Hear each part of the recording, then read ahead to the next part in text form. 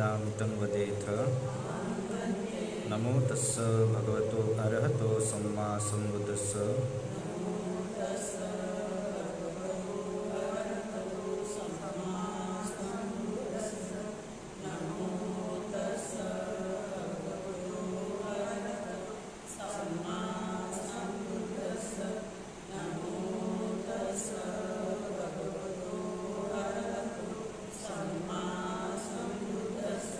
बुद्धं शरणं गच्छामि,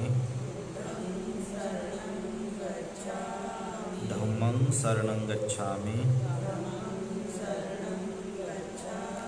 संघं शरणं गच्छामि, द्वितीयंपि बुद्धं शरणं गच्छामि,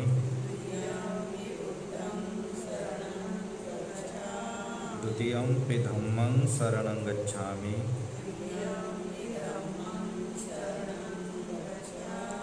द्वितीयंपि संघं शरणं गच्छामि,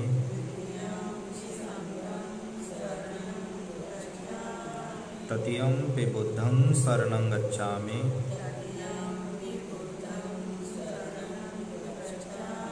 तृतीयंपि धम्मं शरणं गच्छामि,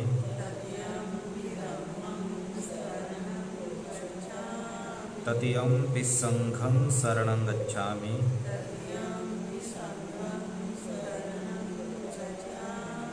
शरणागमनं संपूर्णं पानातिपाता वैरमणि सिक्खापदं समाधियामि।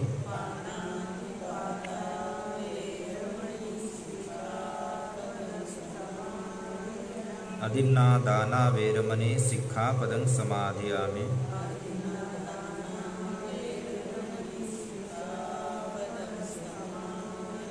कामेषुमिच्छाचारा वैरमणि सिक्खापदं समाधियामि।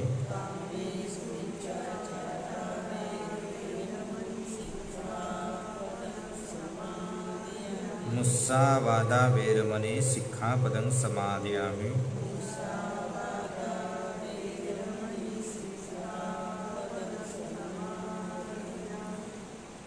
मुस्सावादा वैरमणि सिक्खापदं समाधियामि।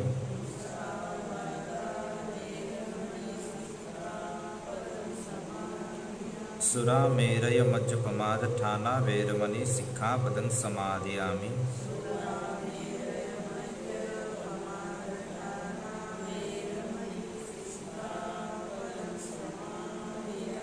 शरणेन सद्धिं पंचशीलं धम्मं साधुकं सुलिखितं कत्वापमादेन संपादेत।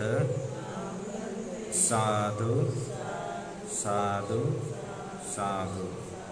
बुद्धं नमामि, धम्मं नमामि, संघं नमामि।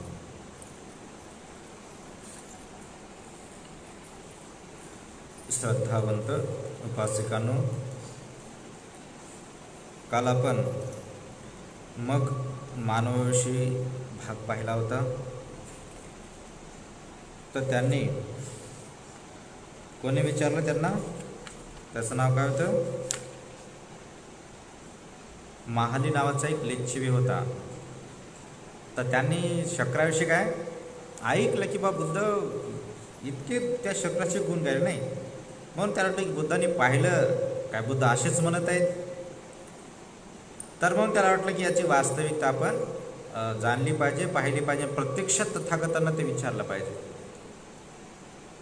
खरं कुठं केलं पाहिजे. म्हणून तो आला आणि बुद्धाला की म्हणते, भगवान तुम्ही जे शक्राविषयीचे व्याख्यान केलेलं आहे, त्याची माहिती जी सांगितलेली आहे, तुम्ही प्रत्यक्ष शक्रांना पाहिलं काय, शक्रासारखं दिसणाऱ्या व्यक्तीचं वर्णन करत आहात? म्हणते, भगवान शक्राचं दर्शन काय फार दुर्लभ आहे. बघा, शक्राचं दर्शन तरी कधी होऊ शकते, पण बुद्धाचं दर्शन होत नाही. म्हणून शक्रापेक्षाही कोणती गोष्ट जर दुर्लभ असेल तर ह्या 3 गोष्टी फार दुर्लभ आहेत. कोणती गोष्ट? बुद्ध उत्पन्न होणे. मग बुद्ध म्हणतात, बुद्धो हवे कप्पसतेही दुर्लभो. बुद्ध 100 कल्पावधी सुद्धा उत्पन्न होणे फार दुर्लभ आहे. तर शक्र तर कंटिन्यूअस आहे. हा शक्र च्यूत झाला तर त्याच्यानंतर दुसरा शक्र उत्पन्न होते. पण बुद्धा तसा आहे का की बुद्ध गाथा काय म्हणते, बुद्धो हवे कप्प सतेही दुर्लभो. बुद्ध 100 कल्पामध्ये सुद्धा उत्पन्न होणे फार दुर्लभ आहे. जे कल्प सोपा आहे का? मग कल्प माहिती आहे तुम्हाला, सांगितलं होतं ना कसं असते ते, नाही का? माहित आहे ना कल्प किती मोठा असतो तो? तर किती कल्पामध्ये बुद्ध उत्पन्न होत नाहीत? 100 कल्पामध्ये सुद्धा बुद्ध उत्पन्न होत नाही. तर बुद्धच नाही उत्पन्न झाले तर किती दुर्लभ झाले बुद्ध. बुद्ध जर उत्पन्न नाही झाले तर बुद्धाचा उपदेश दुर्लभ, आणि बुद्धाचा उपदेश दुर्लभ आहे तर भिक्खू संघ किती दुर्लभ आहे. मग बुद्ध नाही तर बुद्धाचं धम्म नाही, आणि बुद्धाचं धम्म नाही तर संघ नाही. बुद्ध आहेत म्हणून ह्या दोन गोष्टी आहेत, धम्म आणि संघ. बुद्ध नाही तर धम्मही नाही आणि संघही नाही, म्हणून ह्या सर्वात दुर्लभ जर गोष्टी म्हणल्या तर ह्या 3 गोष्टी आहेत. बाकी सर्व सुलभ आहे, सहज मिळणारे आहेत, पण ह्या गोष्टी लय दुर्लभ. पण तरी काय म्हणतो बुद्धाकडे येऊन की म्हणते भगवान शक्राचं दर्शन फार दुर्लभ आहे. नाही सर्वसाधारण व्यक्ती सहज होते का? नाही. कोणाला म्हणतो? बुद्धाजवळ येऊन सांगतो की म्हणते बघा तुम्ही कसं काय म्हणताय की नाही. मग बुद्ध म्हणतात की महाले मी शक्रांनाही जाणतो, त्या शक्राच्या पदालाही जाणतो, त्यांनी काय कर्म केलं म्हणून तो शक्र बनला तेही म्हणतोय की नाही. त्याने किती व्रत धारण केले आणि तो शक्र बनला हे मी जाणतो, त्याचे किती नाव आहेत हे मी तुला सांगतो, हे की नाही. तर अशा प्रकारे तो म्हणतो. तर मग किती पाहिले त्यांनी व्रत, किती पालन केले? 7 व्रत. नाही, पहिलं व्रत कोणतं होतं? मी जीवनपर्यंत काय करेल? आई वडिलांचं पालन पोषण करेल. बघा देवलोकातला जाण्याचा हा एक मार्ग आहे बरं. आई वडील नंतर काय सासू सासरे आई वडिलांप्रमाणेच आहेत. इकडे आई वडिलांची सेवा करायला सासू सासऱ्याला काय करायचं? जेवायला द्यायचं नाही. मी एका घरी गेलो होतो परवाला, सासू बाहेर मस्त खुर्ची टाकून बसली आणि सून मस्त ढोसायली. मी म्हणलं त्या सासूबाईला का हो म्हणलं आजीबाई झालं का जेवण? नाही म्हणे भंतेजी भगवान भंतेजी म्हणे मी 12-1 वाजता जेवतो म्हणे. आणि म्हणलं सून तर मला जेवत आहे, सासू बाहेर बसली. म्हणजे मला म्हणजे तिला सांगायचं होतं की बाबा यांचं झाल्याशिवाय मला नाही. मी समजून घेतलं ते काय म्हणे की 12 वाजेपर्यंत माझी जेवायची इच्छा होत नाही म्हणे. मी सांगायचं तात्पर्य होता की सर्वांचे जेव्हा जेवण झाले तर शेवटीला माझं जेवण आहे. तर म्हणून जे संधी आहे पुण्य करण्याची, संधी काय करतो आपण? गाळून टाकतो. म्हणून बुद्ध म्हणतात की जे वृद्ध लोक आहेत त्यांना फार भूक लागते. आपला तरी सहन करायची शक्ती आहे त्याच्यात नसते, पण काय करतील बिचारे? ना करू शकत ना खाऊ शकत. करायला ताकद नाही, उठलं तर बसता येत नाही, बसलं तर उठता येत नाही. म्हणून बसतात काय वाट पाहता की नाही कधी यांचं होते आणि कधी मला. तेव्हा मला वेगळंच वाटलं. अरे म्हटलं काय आहे नाही, ही बाई जेवण करत आहे, सून आणि सासू बाहेर बसली आहे. कठीण वाटलं मला. म्हणून म्हटलं काय तुमचं झालं का जेवण? नाही म्हणे म्हणते वेळ आहे मला जेवायला. तर ह्या गोष्टी होतात. म्हणून सुगतीला जाण्याचं पहिलं कारण कोणतं आहे? माता पित्याची सेवा करणे, सासूची सेवा करणे म्हणजे सुगतीचा मार्ग साफ करणे, सुगम बनवत आहे आपला मार्ग. तर हा नियम. म्हणून त्यांनी काय सांगितलं की कोणता व्रत धारण केलं होतं? पहिलं व्रत, सुरुवातीचं व्रत काय की मी मरेपर्यंत आई वडिलांची सेवा करेन. दुसरं व्रत आहे मी मरेपर्यंत म्हाताऱ्या लोकांना आदर मान सन्मान देईन. म्हातारे लोक आपण देतो का? माहीत नाही देता का नाही देता तुम्ही, की नाही. पण दिला पाहिजे. हे सुद्धा सुगतीचा मार्ग आहे. याचं जर केलं आपण, आदरणीय लोकांचा आदर केले, म्हाताऱ्या लोकांचं ऐकलं, त्यांचा आदर सत्कार केला, तरी हे जरी केलं तरी माणूस मैदानपर्यंत सुगतीला जाते. म्हणून त्याने काय सांगितलं की दुसरा नियम कसा की मी मरेपर्यंत म्हातारे जे लोक आहेत त्याचा काय करेल? मान करेल, सन्मान करेल. आपणही केला पाहिजे. कारण का? हे शक्र बनण्याचा मार्ग आहे बरं. सर्व जर नाही पूर्ण केले तर देवलोकाचा मार्ग आहे. म्हणून आपण सुद्धा शिकलं पाहिजे. तिसरी गोष्ट आहे त्यांनी सांगितलं की मी मरेपर्यंत काय? मधुर भाषी आहे की नाही. मी सर्वांना गोड गोड वाणीने बोलेल, रागाच्या वाणीने, द्वेषाच्या वाणीने, मोहाच्या वाणीने बोलेल का?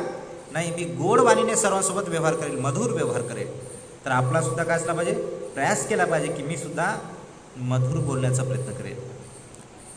जर आपण जर दुसऱ्यांना मधुर जर बोलतो बघा, त्यांना किती चांगलं वाटते, अरे बाबा किती छान बोलतो नाही हा व्यक्ती.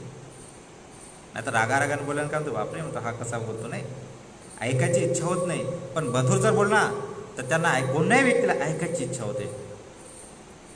तर त्यांचं व्रत कसं होतं की मी मरेपर्यंत मधुर बोलेन. आपणही ते मधुर बोलण्याचं शिकलं पाहिजे, प्रयास केला पाहिजे. चौथी गोष्ट होती ते स्त्रियामध्ये फार भरून आहे की नाही, ती गोष्टी कोणती, चुगली करणे. काही काम नाही, धंदा नाही की नाही, बस याची त्याला सांगतात, त्याचं त्याला, दिवसभर दुसरं काहीच काम नसते. सिटीमध्ये असो, खेड्यामध्ये असो किंवा कुठची गोष्ट असो, चुगली करायचं म्हणजे स्त्रियांमध्ये काही स्त्रिया आहेत की ते करत नाहीत. ज्या धार्मिक आहेत त्या करत नाहीत, पण ज्या धार्मिक नाही तर त्यांना लय उत्साह येते दुसऱ्याने याची गोष्ट त्याला सांगायची, बाई हे तुला माहीत आहे का, आहे की नाही. जसे त्याला काय म्हणतो आपण, खबरी म्हणतो, प्रचारक म्हणतो आहे की नाही, किंवा पेपर म्हणतो. एकदा एका स्त्रीच्या कानावर ती गोष्ट गेली, ती गोष्ट संध्याकाळपर्यंत पूर्ण गावाला जाते, गावाला माहीत होते. आणि म्हणून तो म्हणतो की मी कधीच मरेपर्यंत कधी कोणाची चुगली करणार नाही. म्हणजे याची गोष्ट त्याला सांगणार नाही, त्याची गोष्ट याला सांगणार नाही. म्हणजे जी गोष्ट ऐकली का बस तिथंच सीमित ठेवेल, दुसऱ्यांना नाही सांगणार मी. किंवा त्याला म्हणणार नाही की बघा त्यासाठी त्याने असं असं म्हटलं, बरं माझं नाव नको सांगू तू, अशा म्हणतात की नाही बाय बरं. म्हणजे त्याच्या त्या मनामध्ये ती राहत नाही, आहे की नाही. लगेच त्याच्या असं वाटतं कधी कधी सांगू, म्हणून ते म्हणतात की बाई मी तिथे गेलो होतो बरं, ते तुझ्याविषयी तिनं असं म्हटलं, दिली नाक टाकून आणि बाई साईटला होते, मग झाला झगडा चालू. तर अशा प्रकारे स्त्रियासुद्धा करतात. म्हणून आपल्यामध्ये सुद्धा ती भावना नसली पाहिजे की मी जी गोष्ट बोलेल सत्य बोलेल, पण इकडची गोष्ट ती गोष्ट दुसऱ्या सांगणे त्या गोष्ट झगडा होते की नाही, तर अशी मी गोष्ट सांगणार नाही, म्हणजे चुगलीच करणार नाही मी. कारण इकडची तिकडे जर सांगलं झगडा होते ना, त्यांनी मला असं म्हटलं आहे की नाही, मग त्याला वाटते अरे मला म्हटलं का त्यांनी. तर म्हणून त्याच्यामध्ये काय झगडा वादविवाद होते की नाही, उत्पन्न होते. म्हणून तो व्यक्ती काय ऐकली ना तर त्या दुसऱ्याला सांगत नाही, ते त्यामध्ये अरे मी जर सांगली तर झगडा दोघांचा, म्हणून ते ऐकताना तिथं चुगली करत नाही. तर त्याने सांगलं की मी चौथी गोष्ट काय, मी मरेपर्यंत चुगली करणार नाही किंवा इकडची गोष्ट तिकडं सांगून देणार नाही, की जी गोष्ट ऐकल्यानंतर झगडा होती, वादविवाद होती, तर ती गोष्टसुद्धा आपण शिकली पाहिजे. पाचवी गोष्ट आहे की मी कोणाचा द्वेष करणार नाही. त्यानंतर माझ्यामध्ये अभिमान मी ठेवणार नाही. माझ्या चित्तामध्ये त्यागाची भावना ठेवेल. कशी त्याग. आणि त्यानंतर काय की जो कोणी याचकाला त्याला मी उचित प्रकारे दान देईन. तर ही किती भावना त्याची, 5 प्रकारचे. बघा काय काय लोक काम न असते बघा, आहे की नाही, रागच करतात, याचा राग करतात, त्याचं करतात, आहे की नाही, याची आहे की नाही, काय करायचं का एक गुन्हेगार काय करतात, राग करतात. छोटीशी जर गोष्ट आहे ना तर बघा किती रागारागाने बोलतात नाही का. थोडंसं स्वयंपाक जर लेट झाला तर बघा किती राग करतात, आहे की नाही. कधी कधी बघा जेवणामध्ये थोडंसं मीठ कमी झालं किंवा जास्त तर बघा किती राग करतात परिवारामध्ये. जे काम थोडंसंच आहे पण राग प्रकट बघा किती होते. कधी बघा एखाद्या वेळेस काम नाही झालं आपलं तर बघा किती राग येतो आपल्याला एकूण एकाविषयी. तर म्हणून आपल्यामध्ये काय असलं पाहिजे, राग नसला पाहिजे आणि अभिमान नसला पाहिजे. मी इतका हा, माझा असा आहे, माझं तसं आहे की नाही. आणि जेव्हा आपल्याकडे कोणी याचं घेतो तर आपल्यामध्ये नसलं पाहिजे की अरे असं झालं तसं झालं की नाही. अरे आपल्याकडे जे गोष्टी आहेत त्या गोष्टी देण्याचा प्रयत्न करायचा. तर ते हे सांगितलं की मी जीवनभरापर्यंत राग करणार नाही, अभिमान ठेवणार नाही आणि उचित दान करेल मी. तर हे त्यांनी 5वी गोष्ट काय, 1-2 दिवसाची गोष्ट म्हणते का तो की मरेपर्यंत करेल, जोपर्यंत देह त्यागत नाही तोपर्यंत. 6वा त्याने नियम होता. कोणता 6वा नियम होता की मी मरेपर्यंत सत्यच बोलेन. असत्य बोलणार नाही, चाहे मी कटलो तरी चालेल, आहे की नाही. तर बघा आजकालचे मुलं सत्य नाही बोलत. बघा एक भांडणच झाले, आता घरी जाऊन सांगतात की नाही म्हणतात, त्यांनी मी असं बोललोच नाही म्हणतात, की नाही. घरच्याला दुसरं जाऊन सांगतात की बघा आम्ही बोललोच नाही असं, म्हणजे घरी दुसऱ्या गोष्टी जाऊन सांगतात. आणि घरचे सुद्धा काय करतात, नाही म्हणतात. त्याला जरी माहिती असलं की माझ्या पोरीत चूक आहे तरी नाही म्हणतात, माझा पोरगा असं बोलतच नाही म्हणतात. त्याने चूक करते आणि मग मायबाप सुद्धा काय करतात, त्याची बाजू घेतात. तर म्हणून आपण आपल्या जीवनात काय केलं पाहिजे, सत्य बोललं पाहिजे. मग तू म्हणतो की जी गोष्ट आहे ती जशी आहे का तशीच सांगाल मी, खोटी गोष्ट वगैरे सांगणार नाही. म्हणून खोटं बोलणार नाही किंवा असत्य कोणासोबत मी बातचीत करणार नाही. नाहीतर बघा काय काय लोकांना खोटं बोलायची याद असते की नाही. माझी एक उपासिका होती, नवीनच तिने दीक्षा घेतली होती. मी जेव्हा पुसदला राहतो ती आली आणि सांगितलं की भंतेजी माझ्या घरी असं आहे म्हणे, तसं आहे म्हणे, आहे की नाही. मी तिला पाहिल्याच म्हटलं की अरे म्हटलं तू लय खोटी बोलत आहेस, असं नाहीच आहे तुझ्या घरी. नाही ना म्हणे भंतेजी आहे म्हणे, आहे की नाही. मी काय गरिबाची नाही म्हणे, मी श्रीमंताची आहो. तिने सांगलं, पण तिच्या गोष्टीवर काय मला विश्वास नव्हता आणि मला माहीत होतं की नाही आहे म्हणून. कारण एखादा श्रीमंत व्यक्ती असतो त्याचे हावभाव बातच ओळखते माणूस. तर काय झालं, एक वेळेस गेलो मी, गेल्यानंतर फोन केला की अरे म्हटलं कुठे आहेस. म्हणे भंतेजी आजच आलो म्हणे आईबाबांच्या घरी. तुम्ही कुठं. मी म्हटलं मी नागपूरलाच आहो. मी म्हटलं तुझा ते ॲड्रेस आहे ना, तुझ्या ॲड्रेसवर येत आहो मी. भंतेजी म्हणे मी बाहेर जाणार आहो. नाही म्हटलं 2च मिनटं भेटतो, 2च मिनिट थांब. लवच पोचलो म्हटलं. मी बघितलं, मग तिला म्हटलं का रे म्हटलं तू तर लईच गोष्टी सांगत ती असं जायचं. हसू लागली मग ती. म्हणजे खोटं बोलायची गोष्ट बघा किती आवडीनं की छान बोलतो. आणि बघा जेव्हा ते झालं ना तर तेव्हा माणसाला बघा काय होते, निराश होते माणूस की अरे बघितले. आणि म्हणून काय काय लोकांना खूप वर चढून सांगायच्या गोष्टीची इच्छा असते की बा मी असंच आहो, मी तसंच आहो, की नाही. पण प्रत्यक्षात झिरो असते. म्हणून माणसाने जी सत्य परिस्थिती आहे ती सत्य परिस्थिती सांगितली पाहिजे, खोटे सांगितलं नाही मी कोणती गोष्ट. म्हणून आपण शिकलं पाहिजे की जशी आहे का तशीच लोकांना प्रकट केली पाहिजे. कारण सांगून का आपला कोणी सत्कार करणार आहे का, किंवा लाभ सत्कार करणार आहे का, किंवा तर सांगण्यानंतर खरंच आपली बिल्डिंग तशी होणार आहे का, नाही. तर म्हणून आपल्या जीवनात सुद्धा विचार केला पाहिजे की नाही मी जे आहे ना ते सत्य सांगेल. तर त्यांनीही तर प्रतिज्ञा केली होती, काय केली होती की मी हे सत्य सांगेल. 7वी प्रतिज्ञा होती की मी मरेपर्यंत कधीच कोणाचा राग करणार नाही. सोपं आहे का हे, लय अवघड आहे. मनामध्ये म्हणजे कधीच मी जीवनपर्यंत मी कधीच कोणाचा राग करणार नाही. जर राग जर उत्पन्न जर झाला तर तत्क्षण त्या रागाला मी नष्ट करेन. सोपं आहे का प्रतिज्ञा हे. आणि काय म्हणतो 1-2 दिवसाची गोष्ट आहे का हे, मरेपर्यंत. तर अशा प्रकारे त्यांनी हे 7 काय केले होते, नियम पालन केले होते. आणि या 7 नियमाचं पालन केल्यामुळे मरण पावल्यानंतर हा शक्र बनला. सोपे आहेत काही नियम, फार कठोर आहेत. असं म्हणल्यानंतर तुम्हाला म्हणते भगवान इतके कठोर नियम आहे, अशक्य वाटते मला. काय म्हणते इतके कठोर नियम, मग त्यांनी कसे पूर्ण केले. कारण शक्य नाही ना ह्या गोष्टी. कारण माणसाला कधी कधी राग येतोच.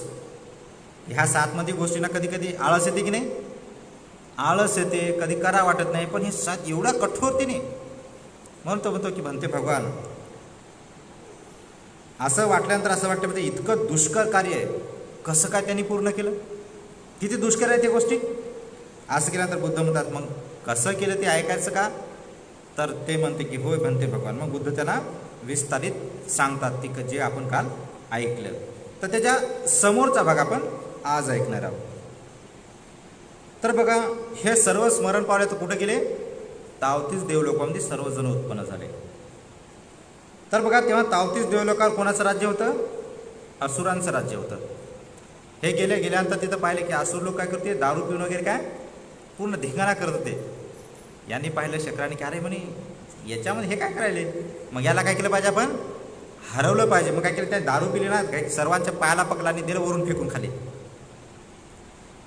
समुद्रामध्ये फेकलं आणि समुद्राच्या पूर्ण खाली त्यांचं नगर बसवलं. मग त्यांनी काय केली, त्या देवलोकाची निर्मिती केली. मग सर्वात खाली कोण राहतील, या असुराच्या डोक्यावर कोण आहेत, नाग. नागाच्या डोक्यावर कोण ठेवले, गरुड. गरुडाच्या डोक्यावर काय काय ठेवले, यक्ष, की जेणेकरून डायरेक्ट नाही आले पाहिजे देवलोकामध्ये, आहे की नाही. यांनी जर नागाला हरवलं, त्याच्यावर डोक्यावर कोण आहे, मग आता गरुड देवता आहेत. मग गरुड हरवलं तर त्याच्यावर कोण आहेत, यक्ष आहेत. मग यक्ष जर हरले तर मग आपण आहो. म्हणजे हे 4 लोक त्याची व्यवस्था केली की डायरेक्ट असुर लोक देवलोकात नाही आले पाहिजे. म्हणून हे 3 त्यांच्या सिनियरनुसार त्यांनी त्याची स्थापना केली. आणि स्थापना केल्यानंतर काय केलं, मग या भवनाचं त्यांनी काय केलं, निर्मिती केली. 33 देवलोकाची 33 नगर बसवलं. तर ते नगर खूप सारं 10,000 योजन लंब आहे. किती हजार, तर एक योजन म्हणजे आपण सरासरी 12 किलोमीटर धरू अंदाज. पण 10,000 योजनेचे किती झाले, 1,20,000. या दिशेला आहे, या दिशेला आहे. तर इतकं मोठं ते 33 भवन केलं. आणि पूर्ण त्याला काय केलं, आपण कुंपण म्हणतो की नाही, सीमा त्याने केल्या. त्या सीमेला काय केलं, शक्राची पूर्ण तस्वीर लावली. पूर्ण शक्र हातामध्ये प्रहार करून मोठा हे धगधगता शस्त्र घेऊन काय केलं, त्याची मूर्ती बसवली आणि त्या गेटच्या तिथं लावली. असं वाटतं कोणालाही बी, जेव्हा हे असुर लोक जेव्हा या तिन्हीला जेव्हा हारून जातात की नाही, तर त्या 33 भवनाच्या जवळ गेले, तर त्या शक्राच्या मूर्तीला पाहिलं तर असं वाटतं की अरे हे शक्र आपल्याला मारा येत आहे, म्हणून ते पाहिल्याला ते पळून जातं ते. तर अशा प्रकारे सीमा वगैरे केली. आणि तिथं केल्यानंतर त्या 33 नगर बनवलं की नाही, मग आता राजाचं राज्य असते की नाही, तर या शक्राने काय केलं, देवराजने आपल्यासाठी एक महाल बनवला. त्या महालाचं नाव वैजयंती त्या महालाचं नाव आहे. तर महालाचं नाव त्याच्या काय झाल्या, 3 बायका त्याच्यासोबत आल्या. तर पहिली बायको काय होतं, आहे की नाही, धम्मा, आहे की नाही, सुधम्मा. दुसरीचं नाव काय, नंदा. तिसरी नाव चित्ता. आणि चौथी काय होती, सुजाता आली का, नाही. तर अशा प्रकारे काय केलं, ते आले, पण त्यांच्यासोबत जे काम करणारे लोक होते ते 30 आहे की नाही, ते सुद्धा आल्यानंतर त्यांनी राजाने जे हाती दिला होता, त्या हातीने सुद्धा पुण्य केलं. आणि त्यांना वाटलं की ठीक आहे, मनुष्याला मी देवलोकात सुद्धा जाऊन हातीच बनलं पाहिजे. म्हणून ते सुद्धा बनला. त्याचं नाव तिथे पहिलं ए रावण त्याचं नाव वगैरे पडलं. तर अशा प्रकारे पहिले 33 देवलोकांमध्ये पशु वगैरे नव्हते, पण याच्यामुळे काय झालं, हाती आला की नाही, मग तेव्हापासून हे झाले. तो हाती विशाल झाला तिथे. मग सर्व त्या हातीवर बसून इकडं तिकडं जाऊ लागले. बघा इथं कोणं काय केलं, सुद्धम्मानं इथं भवन निर्माण केले की नाही, तिनं आपलं गेट दिलं की नाही. आता काय लोक म्हणतात, बघा बरं काय देऊ नका, आहे की नाही, आपलं नाव टाकू नये, आहे की नाही, कुपीत असलं पाहिजे. पण बघा तसं आहे का बौद्ध धर्मामध्ये, नाही आहे. म्हणून सुधर्मा काय केलं, गेटला आपलं नाव दिलं, आहे की नाही. आणि म्हणून ते मरण पालन काय 33 देवलोकांपणे, तर तिथं जे भवन बनलं 33 देवलोक, ज्याला आपण चर्चा करायचं होतं की नाही, तर त्या भवनाला सुद्धा काय नाव पडलं, हिनं दिलं होतं. इथं भवन बनवलं तर तिनं आपला गेट देऊन नाव दिलं की नाही या भवनाला, सुधर्मा भवन म्हणून. तसंच हिनं इथं पुण्य केलं, तर या पुण्याच्याच बघा तिथं सुद्धा एक भवन निर्माण झालं. इथं कशाचं बनवलं, तिथे इटाचं गिट्टीचं याचं बनवलं आहे. तिथे ते पूर्ण भवन पूर्ण सोन्याचं बनलं. आणि गेटसुद्धा ते गेट पूर्ण हिऱ्याचं बनलं, त्याला चमकणारा. तर तिथे ते भवन बनलं. त्या भवनाचं नाव काय ठेवलं, सुधर्मा. आणि त्याच्यात काय, सुधर्म भवन. आणि त्या भवनाला काय, एक परिषद, सुधर्मा परिषद, की त्या परिषदमध्ये 7 दिवस बुद्धांचा उपदेश ऐकला जातो. तर त्या भवनामध्ये जेव्हा पौर्णिमा असते, अमावस्या असते, तर चातुर महाराज देवता असतात ना, तर पूर्ण पृथ्वीवर येतात. आणि आल्यानंतर पाहतात की या पौर्णिमेशी कोण उपवास धरलेला आहे. आपल्या मनामध्ये जाणतात, 4 म्हणजे 4 दिशेला जातात, पूर्व, पश्चिम, उत्तर, दक्षिण, आणि बघतात कोण कोण व्यक्ती उपवास पालन करणार आहे, का दिखावाच आहे. तर हे संध्याकाळपर्यंत पाहतात. आणि संध्याकाळमध्ये या सुधर्म परिषदमध्ये येऊन शक्रांना सांगतात की देवराज पूर्व दिशेमध्ये इतके उपोषण धारण करत आहेत, पश्चिम दिशेचा म्हणतो की म्हणते महाराज दक्षिण दिशेचे इतके करत आहेत, चारही देवता सांगतात की या दिशेचे इतके लोक उपोषण करतात. तर असं केल्यानंतर ते शक्र म्हणतो की साधू साधू छान आहे की हे महिलां पाल्यानंतर कुठे येतील, आपल्या देवलोकात हे भरती होतील. तर म्हणून आपण सुद्धा उपोषण केलं पाहिजे. उपोषण केलं तर आपलं त्या निष्ठेमध्ये नाव तर जाईल, आहे की नाही. म्हणून बुद्ध म्हणतात की श्रद्धायुक्त चित्ताने, कठोर चित्ताने जेव्हा तुम्ही उपोषण पालन करता, तर तेव्हा जर तुम्ही अधिष्ठान केलं तर बुद्ध म्हणतात ते अधिष्ठान 100% पूर्ण होते. पण कसं असलं पाहिजे, शुद्ध आणि कठोर उपोषण असलं पाहिजे. उपोषण म्हणजे काय असतं, जेवण नाही, 8 शिलाचं कठोरपणे पालन करेल. हत्या न करणे, चोरी न करणे, ब्रह्मचारी राहणे, खोटं न बोले, दारू न पिणे, बारांतर भोजन न करणे, नाच गाणे, तमाशे न पाहणे, पावडर क्रीम न लावणे आणि उच्च आसनावर न राहणे. तर हे 8 गोष्टी काय केलं पाहिजे, दिवसभर कठोर पालन केलं पाहिजे. तर जेव्हा असं करतो, जेव्हा आपण अधिष्ठान करतो तर तेव्हा सुद्धा त्याचं अधिष्ठान 100% पूर्ण होते. काय काय स्त्रिया असतात, काय काय स्त्रियांना मूलबाळ वगैरे होत नाही, तर त्यांनी सुद्धा काय केलं पाहिजे, उपोषण कर्म केलं पाहिजे, तर ते होतात. पण त्यासाठी जर बघा तुम्ही लहानपणामध्येच जर तुमच्या मुलांना उपोषण जर शिकवलं, हा प्रश्नच उत्पन्न होत नाही.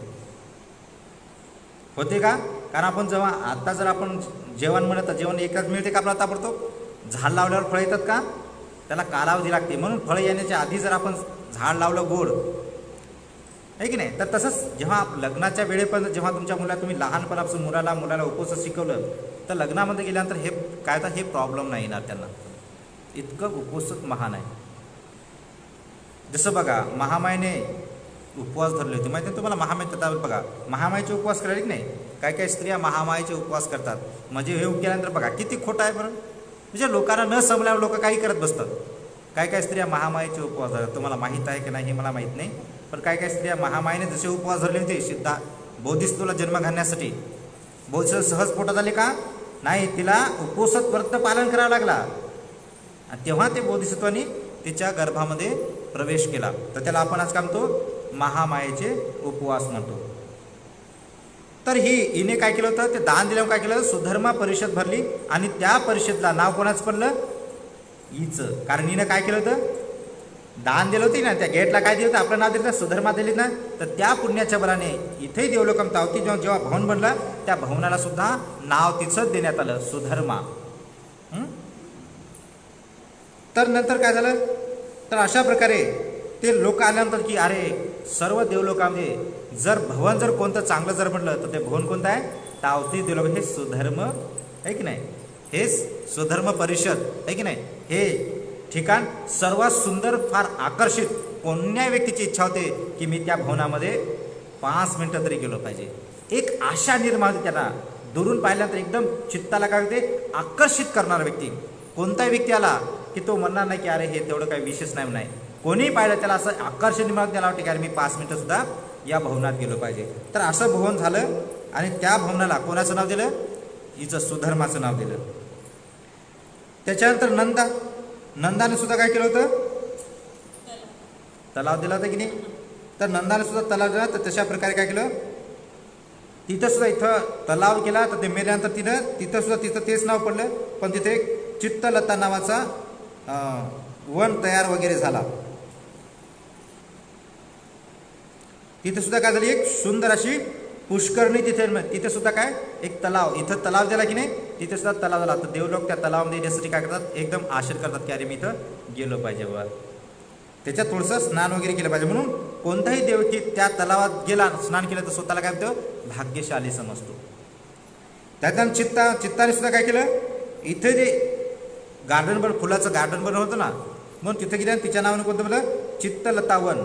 हे तावतीच देवलोक सर्वात सुंदर, सर्वात आकर्षित आहे. कोणताही व्यक्ती गेला तर त्याला असं पहिले मला काय केलं पाहिजे, गेलं पाहिजे. आता बघा एखादा आपला नातेवाईक असते, आपल्याला प्रतिज्ञा करते, बघ मी देवलोकात नाही, तुला भेटायला येतोय की नाही, असं म्हणतात की नाही. पण जेव्हा ते देवलोकात उत्पन्न होतात, त्याला असं वाटते आता तर आलो या तावतीसमध्ये, मला पहिले काय पाहू दे, या 3 गोष्टी पाहू दे पहिले, आहे की नाही. काय पाहू दे पहिले, सुधर्म परिषद, ते हॉल तर बघू दे कसं आहे ते बोलत काय म्हणते, अरे ते तलाव तर बघू दे, नंतर काय, हे चित्तलतावंत हे बघू दे, एवढं बघण्यामध्येच आपण इथून मरूनही जातो. तर तशा प्रकारे आहे ना, ते आकर्षित आहेत, ते तिथे गेलं ना तर असं वाटते बघावंच. तर म्हणून आपले जे नातेवाईक जेव्हा जातात आपल्याला प्रतिज्ञा करतात की मी देवलोकात गेलो ना, तुला बघ सांगायला होतं बरं देवलोक आहे म्हणून. पण जेव्हा जातात ना तेव्हा ते पाहण्यामध्येच इकडचे 10-15 मिनटं होईपर्यंत, एक दिवस होईपर्यंत इकडं आपण आटोपलोय बी. म्हणून काय त्यांचे 100 वर्ष, आपले 100 वर्ष, त्याचा एकच दिवस आहे. ते सकाळी संध्याकाळपर्यंत पाहायला गेलं आणि गुंगलं, संध्याकाळी जाऊ की नाही भेटायला, इथपर्यंत आपली बॉडी बी आपला दफनही करतात. त्याच्यामुळे सुद्धा ते होत नाही. कारण नवीन जर गेलो त्याला वाटते मला पहिले पाहू दे बाबा, नंतर याला सांगायला गेलो. जर आधी सांगायला होतं म्हणतील बा तू पाहिला का, तू आहे की नाही, काय पाहिलं, सुधर्म परिषद पाहिली का, ते म्हणा नाही. पुष्करणी पाहिली का, ते म्हणे नाही. बगीचा पाहिला नाही. मग कशाला आला सांगा, पाहून ये नंतर सांग असं म्हणतील. म्हणून ते पाहून येतात, तोपर्यंत आपण जातो बी. तर म्हणून देवलोकात हे 3 भवन सर्व देवलोकाला आकर्षित करणारे आहेत. बघा इथं केलं की नाही, बघा ते त्यांना दिव्य प्राप्त झालं. आणि बघा आजही त्यांचं कंटिन्यू सर्व देवलोक तिथे गेलं. तर बघा यांनी पुणे किती कठोरपणे केलं, ते नाव देण्यासाठी. बघा त्या लाच दिली की नाही, लाच देऊन सांगलं की बघा हे करू नको बरं आहे की नाही, आणि मी हे करून ठेवतो. तर आपल्याकडे सुद्धा संधी असते की नाही. बघा आपल्याकडे बुद्धविहार आहे, त्या बुद्धविहाराला आपण स्वच्छ ठेवलं, फुलं लावले आहे की नाही, फुलं लावले, त्याला सेवा केली, मस्त झाडं लावले, मस्त गार्डन बनवलं, बसायला ठेवले आसन, सांगितलं की बघा इथं कोणीही थुकू नका, पुड्या खाऊन थुकू नका, आले तर राहा, नाही तर तिकडे बाहेर जा. सर्वांनी जर केलं तर सांगा तुमच्या नगरातील लोक किती पुण्य करतील, मरणपर्यंत सुगतीला जाणार नाहीत का. पण इच्छा नाही आहे, श्रद्धा नाही, तर तो व्यक्ती करत नाही. तर बघा आपण पाहिलं प्रत्येक विहाराबद्दल बघा काय लोक बघा पुड्या खाऊन थुकतात, पुड्या खातात, नाना पडतात. बघा हे बेले तर बघा यांची हालत काय होते. जो व्यक्ती बुद्धविहारामध्ये पुडी खाऊन थुकतो, नरकात गेल्यानंतर त्या तोंडात काय टाकतात माहिती आहे का, तांब्याचं उकळतं पाणी टाकतात, हातपाय बांधतात, सांडशीनं तोंड उघडतात आणि गरम पाणी तांब्याचं पाणी बनवतात आणि पाणी बनवून त्या तोंडात टाकतात. कोणा व्यक्ती की जो व्यक्ती पुडी खाऊन बुद्धविहारामध्ये थुकतो, किंवा एखादा व्यक्ती बुद्धविहारात येऊन थुकतो, पुडी खाऊन थुकतो. साधारण थुकलं तरी तेच आहे आणि पुडी खाऊन थुकलं तरी तेच आहे. तर बघा किती भयानक सजा आहे ती, समजलं. इतकी म्हणून बुद्धविहारामध्ये आपण जे करतो ना, वाईट कोणतंही विहारामध्ये वाईट काम करू नये, त्याचा परिणाम फार भयानक परिणाम येतो. म्हणून आणि करतो काय, आपणच करतो. काय अन्य धर्माचे लोक करतात का, अन्य धर्माच्या लोकांनी केलं तर बघा आपण तर मग तर पेटून सुटतो. पण आपण करताना आपल्याला काय वाटत नाही, पण दुसऱ्यांनी आपलं काय म्हणणं आहे, आम्ही केलं तर चालेल पण दुसऱ्यानं बिलकुल नाही केलं पाहिजे, आम्ही खपवून घेणार नाही, आम्ही केलं तर चालेल आहे की नाही. आम्ही विहारही साफ करणार नाही, धूळ पडली तरी चालेल आहे की नाही, तिथं आम्ही कचरा फेकला तरी चालेल, थुकलो तरी चालेल, पण दुसऱ्याने करू नये, अशी आपल्या आत्ताची मान्यता आहे की नाही. बघा ना प्रत्येक विहारपालिकेत बघा किती धिंगाणा आहे असा, आणि कोणी त्याला सांगतही नाही, कोणी बोलतही नाही. आणि जर कोणी बोललं सांगते का तुझं एकट्याच काम नाही, आमचंही आहे, माझा पोरगा खाईल काही करत, बिलकुल बोलायचं नाही. म्हणजे माझा पोरगा पाप कर ना करू दे, त्याला माझं समर्थन आहे, तोही नरकात गेला ना त्याच्याबरोबर मी नरकात जाईल, हां, पण बिलकुल याच्या की नाही काही बोलायचं नाही. तो गेला तर गेला, पण त्याबरोबर मी जाईल आहे की नाही नरकामध्ये बरं. अशी आपल्या लोकांची विचारसरणी आहे. म्हणून आपले विहार किती पवित्र, किती शुद्ध असते. बघा ही महत्त्व ज्या लोकांना माहीत आहे त्या लोकांचे बघा विहार किती सुंदर आहे. हे ज्या गोष्टी आहेत ज्या लोकांना बघा आपल्याला माहीतच नाही आहेत ना, तरी करत नाही, ती इच्छा नाही. आणि म्हणतात ह्या असं नाहीच म्हणतात बौद्ध धर्मामध्ये. श्रीलंकेमध्ये जा, जपानमध्ये जा, थायलंडमध्ये जा, ब्रह्मदेशात जा, विहार बघा किती सुंदर ठेवतात ते. त्यांना माहीत आहे हे जर केलं तर आपली सुगती आहे, दुर्गती आहे का आपली नाही. इथं जितके दिवस आहे तितके दिवस पुण्य करा, मरण पावले तर सुगतीच आहेच. म्हणून ते म्हणतात की अरे मला तिथं पुण्य करायला गेलो. म्हणून तिथं कोणताही व्यक्ती विहारात जातो ना, तर ते विहार कशा चालला म्हणतात ना, ते म्हणतात सुगतीचा मार्ग साफ करायला, मी सुगम करायला लवकर गेलो पाहिजे, किंवा मी पुण्य कर्म करत आहोत. पुण्य बुद्ध म्हणतात पुण्याचं दुसरं नावच सुख आहे. ज्या व्यक्तीला सुख पाहिजे त्यांनी पुण्य करावं. बुद्ध म्हणतात पुण्याचं आधिवचन नाव काय, सुख आहे. मग सुख कुठं प्राप्त आहे, दिव्य सुख देवलोकात आहे की नाही, इथं तर मिळेल.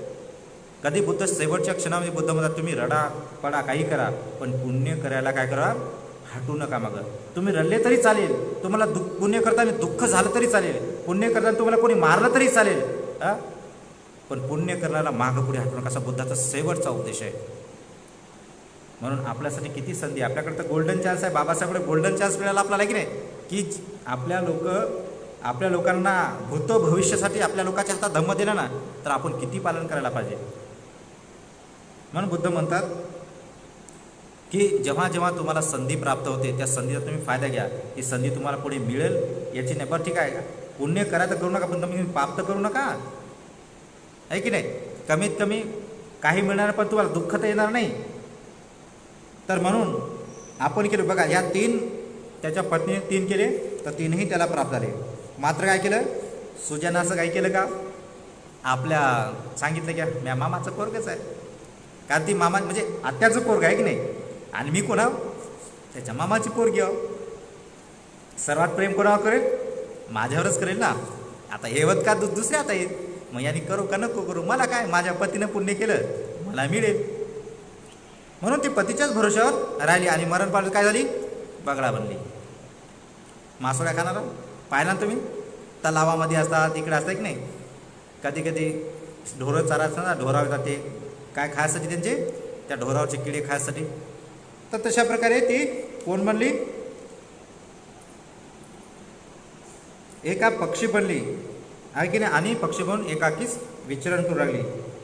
पण ह्या सर्वच त्यांच्या स्त्रिया मरण पावल्यानंतर कोण, सुद्धंबा, नंदा आणि चित्ता का तावतीच देवलोकामध्ये उत्पन्न झाल्या आणि अतिशय काय करतोय, सुख अनुभव करू लागल्या. शक्रांनी पाहिलं आणि ह्या तिघ्या दिसत आहे आणि चौथी दिसतच नाही, कोण, सुजा दिसत नाही, काय कारण आहे.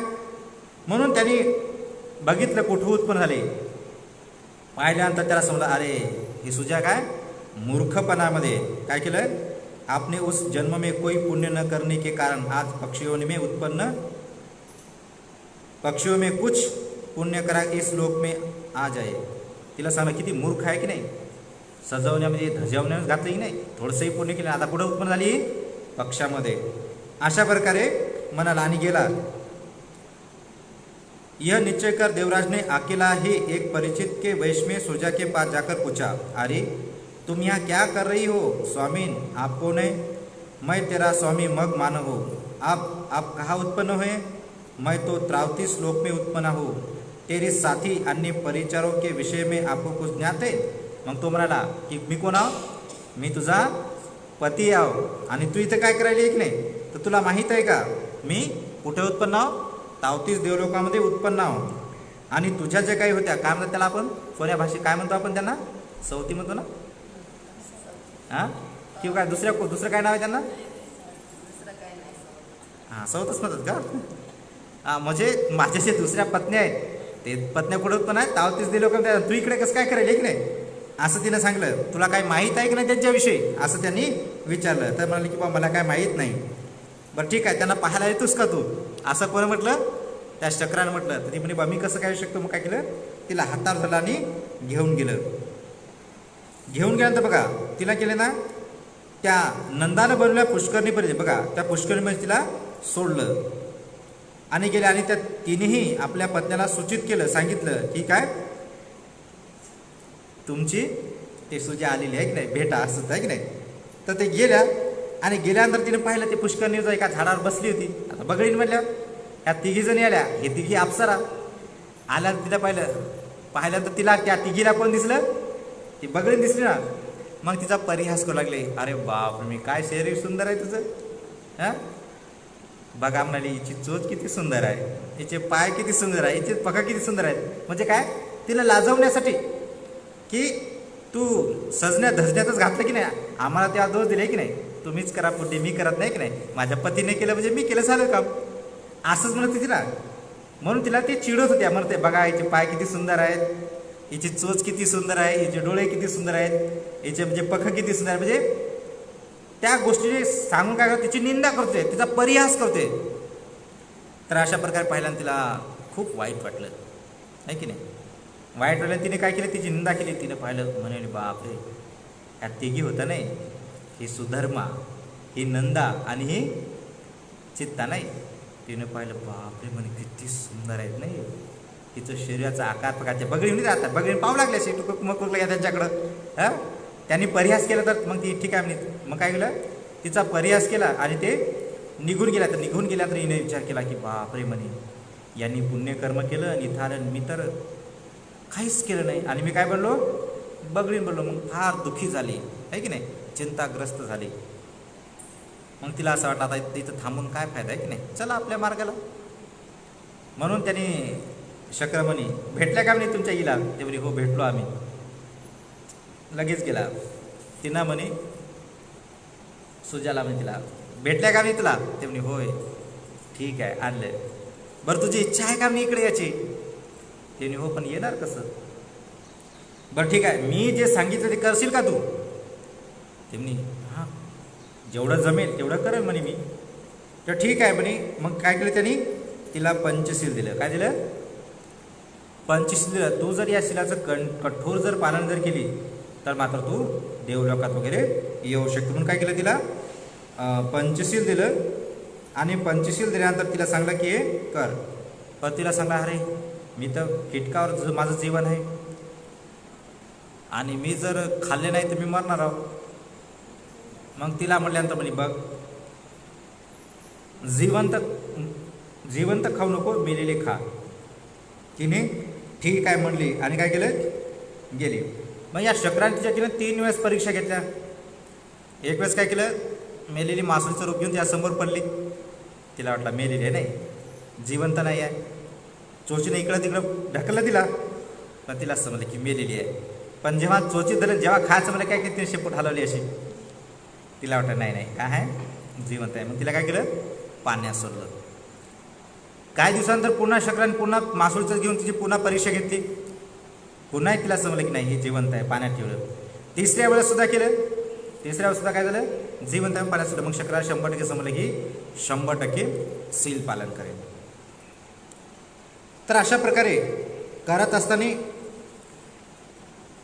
काही दिवस मेलेले भेटतात, काही दिवस नाही. तर त्यामुळे काय ती कृश झाली, म्हणजे काय पतली झाली. तर मग काही दिवसांनी काय झालं, तिला मेलेले प्राणी भेटले नाही. म्हणून ते काय केलं, तिने देह अवसान केलं. आणि देह अवसान केल्यानंतर काय केलं, ती एका कुंभकाराच्या घरी, कुंभाराच्या घरी, वाराणसीमध्ये कुंभकाराच्या घरी तिने जन्म धारण केला, जन्म घेतला आणि झाली. तर त्यावेळेस पुन्हा शक्राने पाहिलं. 16 वर्षे जेव्हा झाली तर शक्राने पुन्हा विचार केला, आता कुठं आहे सुजा उत्पन्न. मग त्याला शक्रा समजलं नाही आता कुठे आहे, वाराणसीमध्ये कुंभाराच्या घरीचा जन्म झाला नाही. आता वयाने किती आली, 16 वर्ष झाली तिला.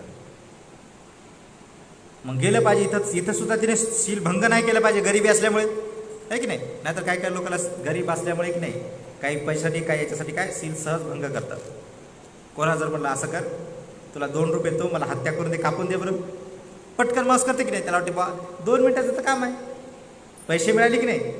कधी एखाद्या व्यक्तीला चोरी करायचं म्हटलं की ते चोरून आण बरं इकडं, त्याच्या बजाय तुला मी इतके पैसे देतो, पटकन तो व्यक्ती करते की नाही.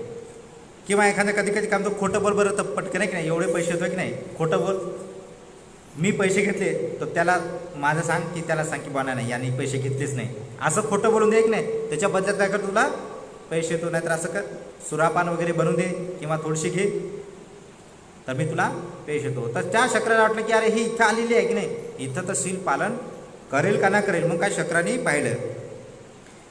तर पाहिल्यानंतर काय केलं, त्यांनी गाडी घेतली आणि गाडीमध्ये काय केल्या, काकड्या घेऊन आला. काकडी माहिती आहे तुम्हाला, पण ते होत्या काकड्या कशाच्या, पूर्ण सोन्याच्या काकड्या होत्या. म्हणून तो म्हणाला, त्या नगरात गाडी भरून आला आणि सांगितलं काकड्या घ्या. काकड्या म्हणे कोणाला काकड्या घ्यायच्या. तर मग ते घेण्यासाठी लोकांनी, मग पहिले पैसे नव्हते ना, मग कोणी तांदूळ आणायचे, कोणी ते द्यायचे की नाही, पण हे घ्या आणि आम्हाला द्या. तर त्याला सांगलं की बा मी याच्यात देत नाही. मग त्यांनी सांगलं मग कशात देसाल. ते म्हणजे ज्या व्यक्तीला सील माहीत आहे त्याच व्यक्तीला मी हे काकड्या देतो, काही विकत देईल का, नाही. असं म्हटल्यानंतर मग ते ठीक आहे, ठीक आहे म्हणलं ना. तर मग काय करायचं, मग ठीक आहे म्हणते आम्हालाही सील माहीत आहे. मग सांगा सील कसं आहे, रंग म्हणायचे की हिरव्या रंगाला सील म्हणतात, कोणी म्हणते भोजनाला सील म्हणतात, हां तर मग त्याला सांगितलं की अरे याला सीलाचा परिचय माहीत नाही तर पालन करण्याची गोष्ट दूरच राहिली. तर ते म्हणाले की नाही तुम्हाला ना सील माहीत आहे ना काही माहीत आहे. मग अशा प्रकारे केल्यानंतर काय केलं त्या लोकांना समोर की अरे ह्या कुंभकाराची जी मुलगी आहे ना तिला लहानपणापासून होते की मी मला सील माहीत आहे म्हणे की नाही. मग ठीक आहे गेलं पाहिजे. मग तिला सांगलं काय तुला सील माहीत आहे का. ते म्हणजे मला सीलही माहीत आहे म्हणे आणि मी त्या सीलाचं पालनही करतो. बघा किती कठोर चित्त धारण केलं असेल. सील कधी घेतलं बगड्याच्या याच्यामध्ये की नाही इतकं कठोर घेतलं बघा चित्तामध्ये ते सील आहे. बघा या जन्माचा रेळ तिला सील माहीत आहे. म्हणून जेव्हा आपण हे कठोर धम्माचा अभ्यास करतो ना तर हे धम्म आपल्यासोबत येते. बाकी दुसरं काहीच येत नाही. तुमचं घर येणार नाही, तुमची मुलगी नाही, गाडी नाही, घोडा नाही, तुमचं शरीरसुद्धा येणार नाही. पण तुम्ही जितक्या कठोरतेने सीलाचं पालन केलं तसं तुम्हाला पुढच्या जन्मातसुद्धा सील आठवते. तसंच तिला काय होतं जन्मण्यापासून ती सीलबान आहे. बरं जन्मण्यापासून पंचशीलाचं पालन करायची आणि तिला पंचशील सुद्धा माहीत आहे कोणता आहे ते. म्हणून ते म्हणते तुला सील माहीत आहे का. ते म्हणते होय मला माहीत आहे. मग सांग कोणतं आहे ते. हत्या न करणे, चोरी न करणे, व्याभिचार न करणे, खोटं न बोलणे, दारू न पिणे याला सील म्हणतात. आणि हे सील मी पालनसुद्धा करतो. तर शक्र म्हणतात ठीक आहे. मग शक्र काय करतात गाडीभर ते काकड्या रंगानं काकड्यासारखं सोनं भरून दिलं ना गाडीभर दिलं आणि सांगितलं की बघ यांनी धर्मपूर्वक आजीविका कर, चांगलं सीलाचं पालन करायचं नाही तुला हे मरेपर्यंत एवढं धन पर्याप्त आहे. तर अशा प्रकारे त्यांनी तिला दिलं आणि दिल्यानंतर काय केलं तिने चांगलं लग्न केलं आणि आपल्या पतीच्या घरीसुद्धा खूप सुंदर अशी राहिली. दान पुण्य कर्म केलं. कारण तिला समजलं एवढं लोक याचं म्हणलं दान द्यायसाठी पाहिजे गरीब माणूस दान देईल का हो. म्हणून शक्रांना वाटतं की ही गरीब आहे हिचं सील हिच्याकडे धन असेल तर ही सीलही पालन करू शकते आणि हिच्याकडे जर धन दिलं तर हे दानही करू शकते. म्हणून शक्राने गाडीभर सोनं वगैरे आणून दिलं आणि सांगलं की तू चांगली सील पालन कर, चांगला राहाय आणि तू हे दान करत राह कंटिन्यू लोकांना. तर तशाच प्रकारे तिने केलं. तशा प्रकारे केल्यानंतर कुठं उत्पन्न झाली मरण पाडल्यानंतर आसूर लोकामध्ये वैपचित्ती आसुराचे राजा. आसुरांचे राजे दोन आहेत. एकाचं नाव आहे वैपचित्ती आणि दुसरं एक नाव आहे. तर आसुरांचे दोन राजे आहेत. एकाचं नाव वैपचित्ती आहे. तर हे वैपचित्तीची काय झाली मुलगी तिथं झाली. तर लग्नाला आली 16-17 वर्षाचं वय झालं. तर त्या वैपचित्तीने विचार केला की माझ्या मुलीचं लग्न केलं पाहिजे की नाही. म्हणून त्याच्या अनुरूप एकही आसूर समजा ते की अरे तू माझ्या मुलीचा लायकीचा नाही की नाही. असं भरपूर पाहिलं त्याला वाटलं की एवढी आपले आसूर आहेत एकही माझ्या मन पसंत नाही आहे. मग त्याला असं वाटतं की आपण कितीक दिवस आपली पोरगी ठेवा लग्न करायचं आहे ना. म्हणून तिने आपल्या मुलीला सांगितलं की बघ मला तर एकही मुलगा आवडणार. आता ते तिहार चालू आहे काय तू ज्याला पसंत केलं त्यासोबत तू लग्न कर की नाही. अशा प्रकारे वैपचित्तीने आपल्या मुलीला म्हणजे सुजाला सांगितलं. तर तिने ठीक आहे म्हणाली आणि सर्व काम त्याला स्वयंवर ठरला. सर्व लोक आले. शक्राने पाहिले आता कुठं आहे सुजा. मग शक्राला समजलं की अरे आसूरमध्ये आसुराची कन्या झाली नाही.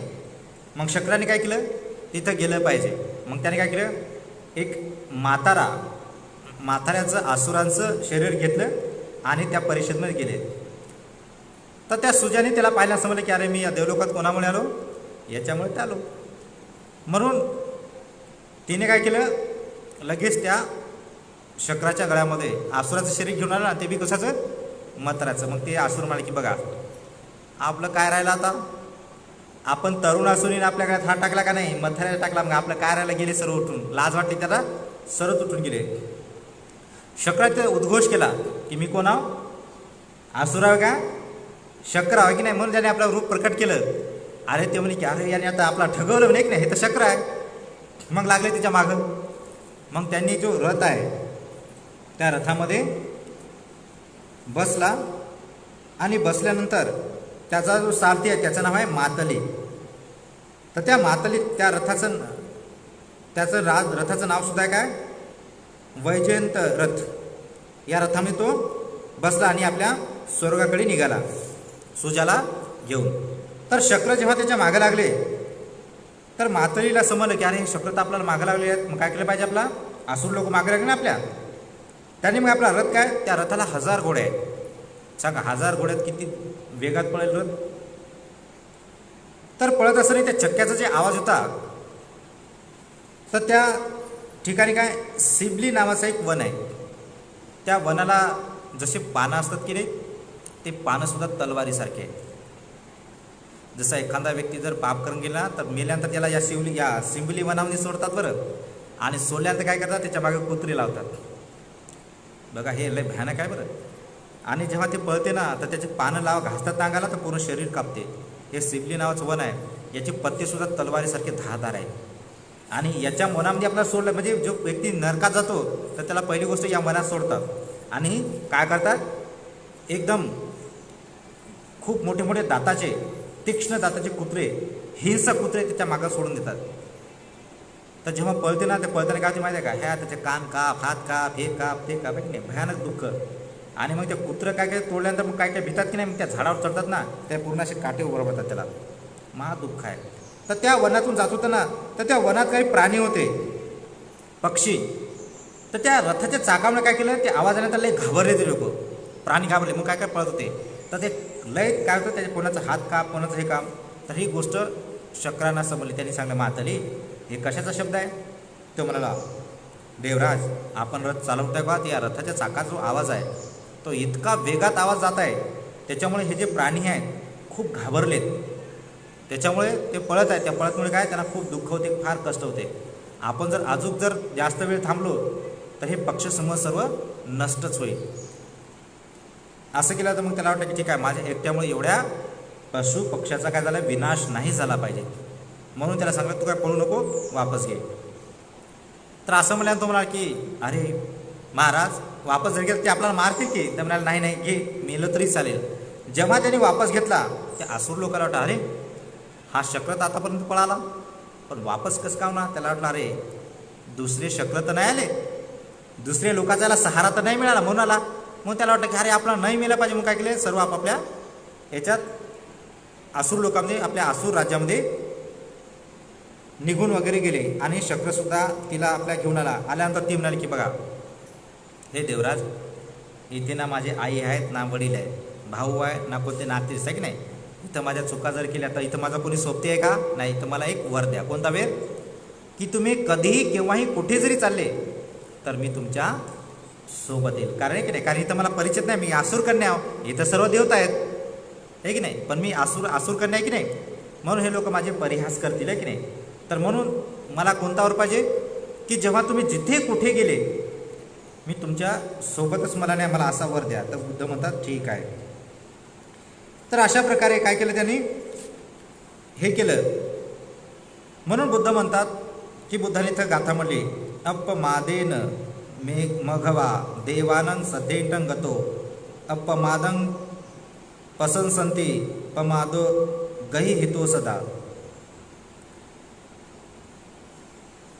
इंद्र प्रमाद के बल पर देवताओं में सर्वश्रेष्ठ प्राप्त होई. बघा की या इंद्रामध्ये काय आळस होता का नाही, अप्रमादी होता, तो उत्साही होता, बल संपन्न होता. तर त्याच्यामुळे काय या सर्व देवतांमध्ये काय तो ती श्रेष्ठ आहे. बुद्धिमान अप्रमाद की प्रशंसा करते. आणि जे लोक बुद्धिमान आहेत, समजदार आहेत, तो कधीच आळस करत नाही. उद्योगशील राहण्याची, उद्योगशील व्यक्तीचाच काय करतात, त्याची प्रशंसा करतात. इसके विपरीत याच्या व्यतिरिक्त जे प्रमादी लोक आहेत तर ते काय होतात, जिथे ते केले ना तेच काय होतात, निंदाचं पात्र होतात. जे आळसी लोक म्हणतात की बघा यांच्याकडे किती वेळ होता की नाही कमवायचा, पण कमवलं का, जेव्हा ताकदते तेव्हा घरी बसला आणि आता म्हाताऱ्यापणी काम करायला लोक म्हणतात की नाही, म्हणून निंदा करतात. तर बघा कधी कधी काय म्हणतात, बघा हा दिवसभर झोपूनच राहतो म्हणतात आहे की नाही, कोणतं काम करत नाही काय. मग काय करतात लोक, अशा प्रमादी लोकांची काय करतात, निंदा करतात. पण अप्रमादी जे लोक असतात त्यांची काय करतात, कंटिन्यू प्रशंसा आणि प्रश्नार्थी. की जसं बघा या शक्राने किती आळस रहित ह्या गोष्टी केल्या की नाही, म्हणून हा देवता बनाने या देवतामध्ये काय करतात, तो श्रेष्ठ तो त्याला प्राप्त आहे. आणि बुद्धिमान लोक अशाची काय करतात, प्रशंसा करतात. तर अशा प्रकारे बुद्धाने केलं. तर बुद्ध म्हणतात की महाली अशा प्रकारे या मग मानवाने काय केलेलं आहे, अप्रमाद केलाच नाही, म्हणजे प्रमाद कधी केला नाही, सदैव अप्रमाद राहून काय केलं त्यांनी, हे संपूर्ण त्यांनी प्राप्त केलेलं आहे. कधी या 7 शीलाचं उल्लंघन कधी केलं का त्यांनी, प्रमाद रहित, प्रमाद केलाच नाही, अप्रमादाने उत्साहाने या 7 गोष्टी त्यांनी प्राप्त केलेल्या आहेत. 7 गोष्टीचं पालन करून तो शक्र बनला, सर्व देवतांमध्ये सर्वश्रेष्ठ आहे तो व्यक्ती. तर या 7 गोष्टी पालन केल्यामुळे. आणि अशा प्रकारे म्हणतात की याने जर प्रमाद जर केला असता, आळस केला असता, त्याला एवढ्या गोष्टी प्राप्त झाल्या का, असं ऐश्वर्य तो भोगला असता का, नाही. तर महाली हा शक्र दोन्ही राज्यावर त्याने देवलोक आणि असुरावर काय केलं, राज्य केलं आहे. तर कशा अप्रमादी असल्यामुळे, याच्यामुळे अप्रमादी लोकांची सदैव प्रशंसा होते. अप्रमाद का सहारा लेखक लौकिक लोकोत्तर विशेष गुणों की प्राप्ती की जाती. आणि अप्रमाद केल्यानंतर, प्रमाद न केल्यामुळे सदैव उद्योगी राहिल्यामुळे काय, लौकिक सुद्धा प्राप्त करते. लौकिक म्हणजे याला आपण धन संपदा म्हणतो की नाही, याला काय म्हणतात लौकिक. लौकिक सुद्धा प्राप्त होते, लोकोत्तर सुद्धा प्राप्त होते. लोकोत्तर म्हणजे ज्याला आपण श्रोतापंत म्हणतो, सकृतगामी म्हणतो, अनागामी आणि आनंद होतो. काय म्हणतो, लौकिक आणि लोकोत्तर. लोकोत्तर म्हणजे ज्याला आपण बुद्धाचा धर्म अवबोध केला, बुद्धा धर्म प्राप्त केला, श्रोतापन झालं, सकृतागामी झालं, अनागामी झालं, अर्थ आहे की नाही. आणि लौकिक म्हणजे की या धर्माचं पालन करून बघा, काय काय लोकांना मग मागं तुम्हाला सांगली ही संपत्ती प्राप्त झाली, ती संपत्ती प्राप्त नाही, तो मरण पावल्यानंतर देवलोकात गेला, देवलोकात त्या त्या गोष्टी त्याला मिळाल्या, त्याला म्हणतात लौकिक संपत्ती. तर जो व्यक्ती आळस करत नाही, सदैव उद्योगशील राहतो, तो व्यक्ती लौकिकही गोष्टी प्राप्त करतो आणि लोकोत्तर सुद्धा गोष्टी प्राप्त करतो. ते विशेष गुणा तो प्राप्त करतो. इसी आशय से भगवानने, म्हणजे अशाच गोष्टीला पाहून बुद्धांनी ह्या गोष्टी म्हटल्या. तर बघा ही गोष्ट झाल्यानंतर बघा ही कोणाला सांगायला बुद्ध कोणाला सांगत आहे, महाली लिच्छिवीला. कारण तो बुद्धाकडे शंका आल्या होत्या, त्याच्या शंका घेऊन म्हणून बुद्धाने त्याला सांगितलं की मला एवढंच माहिती आहे का, मला त्याचा सर्वच विस्तारच माहीत आहे. आणि बुद्धाने त्याला सर्व सांगितलं. त्या महालीची शंका निरस्त झाली आणि बुद्धांचा उपदेश संपल्याबरोबर तो व्यक्ती श्रोतापन्न झाला.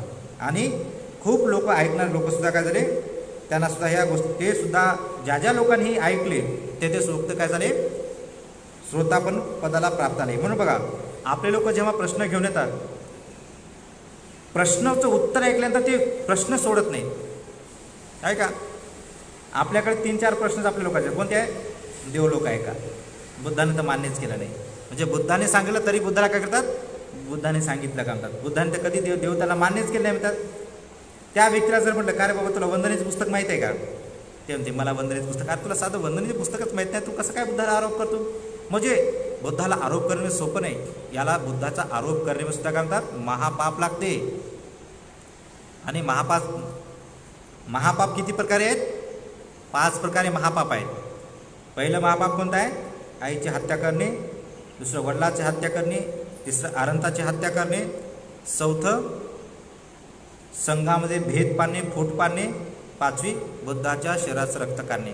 बुद्धाच्या, आता बुद्ध कोणते बुद्ध आहेत, काय रूपी आहेत का, धम्मरूपी बुद्ध आहेत. आणि या बुद्ध रूपीची वचनाला जर आपण नाही म्हणतो तर काय करतो, या बुद्धांच्या उपदेशाला तिरस्कार करणे, न स्वीकार म्हणजे काय, बुद्धाला मारणे आहे ना, बुद्धाचं वचन फोडणेच म्हणजे बुद्धाला मान्य आहे. तर बुद्ध याला सुद्धा महापाप म्हणतात. आणि याची शिक्षा काय, मरण पावल्यानंतर 1 कल्पापर्यंत नरकात जातो माणूस. म्हणून बुद्ध म्हणतात की बुद्ध वचनाचा विरोध करणे सोपं नाही. म्हणून आपले लोक काय करतात की ह्या गोष्टी आहेत, त्याला कधी वंदनेचं पुस्तक माहीत नाही, कधी ऐकलं नाही, कधी नाही, आहे की नाही. आणि म्हणून काय म्हणतो की आपल्यात ह्या गोष्टी नाहीत, त्या गोष्टी आहेत, आणि असे प्रश्न घेऊन येतात मग कुणाकडं, भंतीजीकडं. आणि उत्तर दिलं ना तरी सोडत नाही, मग काय करतात, वाद करत बसतात. आणि मग भंतीने सांगितलं की बाबा असं नाही, असं आहे बरं, नाही म्हणतात, आपल्यात नाही, एकच गोष्ट धरून बसतात. म्हणून बुद्ध मग काय करतात, भरतीला वाटते जाऊ दे ना, कशाला सांगायचं बाबा, तू या मनात ठीक आहे, नाही का, नाही जा तिकडे. म्हणून आपली जेव्हा जसं महाली बघा शंका घेऊन आला की नाही, शंका घेऊन आला, बुद्धाने त्याला सर्व सांगलं, तर काय केलं, त्यांनी स्वीकारलं. म्हणाल का की बनते तुम्ही काही सांगायले, बुद्धाने त्याला विस्तार केला, ऐकलं, समजून घेतलं. आणि समजून घेतलं बघा, इतकं एकाग्रतेने ऐकलं तर ऐकताच गडी श्रोतापन्न झाला. म्हणून जेव्हा आपण प्रश्न घेऊन येतो भंतेजीकडं, समजले ना, नाही समजला तर वारंवार ऐकणं, समजलं नाही पुन्हा ऐक, समजलं नाही पुन्हा ऐक. पण ही गोष्ट नाहीच असं जर म्हटलं तर संपला गोष्टी. आणि आता तसं विस्तार करून सांगणारही नाही आहे. म्हणून आपल्यामध्ये आपली श्रद्धा ठेवून आपण काय केलं पाहिजे, धम्म ऐकण्याचा प्रयत्न केला पाहिजे. तर अशा प्रकारे जर केलं तर म्हणून आपल्या लोकांचे वाद काय, सुगती नाही, दुर्गती नाही, चांगल्या वाईट कर्माचं फळ नाही, आहे की नाही. शीलाचं पालन केलं, न पालन केलं काही फायदा नाही, आणि पुढे इथेच खा पिया मजा करा, पुढे काहीच नाही. म्हणून आपले लोक, हे लोकांचं आपलं मत आहे, म्हणून आपले लोक बुद्धविहारात येत नाही. दान द्यायची इच्छा नाही, शील पालन करण्याची इच्छा नाही, माता पित्याची सेवा करायची इच्छा नाही, भिक्खूची जाऊ द्या बापूला. माय बाबा सेवा करतात, भिक्खूची सेवा करतील का? तर तो व्यक्ती ह्या गोष्टी नाहीत म्हणून तो व्यक्ती भिक्खूची सेवा करत नाही, म्हणजे कोणत्याही प्रकारचं पुण्य करत नाही. याला म्हणतात मिथ्या दृष्टी. आणि या मिथ्या दृष्टीवाल्याच्या बुद्धाने किती गती सांगितलेल्या आहेत? 2च गती. मरण पावल्यानंतर पशुमध्ये जाते, नाहीतर मग नरकात जाते. तिसरी गती बुद्धाने सांगितली नाही. म्हणून आपण सुद्धा काय केलं पाहिजे? सम्यक दृष्टीवान झालं पाहिजे. मिथ्या दृष्टी त्यागली पाहिजे, सम्यक दृष्टी केली पाहिजे. म्हणून मिथ्या दृष्टी त्यागण्यासाठी धम्मपद सर्वात मोठं ग्रंथ आहे, की जे मिथ्या दृष्टीचे लोक आहेत की त्यांनी धम्मपद वाचावं. कारण धम्मपदामध्ये काय? चांगला आणि वाईट जायचा उपदेश आहे, सुगती दुर्गतीचे वर्ण आहे, पुण्य पापाचंही वर्ण आहे की नाही? आईवडिलांची सेवा केल्याचं पुण्य आहे. ह्या सर्व गोष्टी फक्त एकच ग्रंथ शिकवतो विशेष रूपाने, ते म्हणजे धम्मपद. आणि पुनर्जन्म आहे का नाही आहे याच्यात विस्तारित सांगण्यासाठी कोणता ग्रंथ आहे? तो जातक कथ्थकथा. जातकामध्ये पुनर्जन्म सांगला आहे की त्या जन्मात मी असं पार मी केली, त्या जन्मात असं केली. आणि हे काय? पाप पुण्यासाठी आहे. पुण्य केलं तर काय प्राप्त होते, पाप केलं तर काय प्राप्त होते. याला म्हणतात धम्मपद. धम्माचा मार्ग, धम्माचे पाय, धम्माकडे घेऊन जाणारे पाय.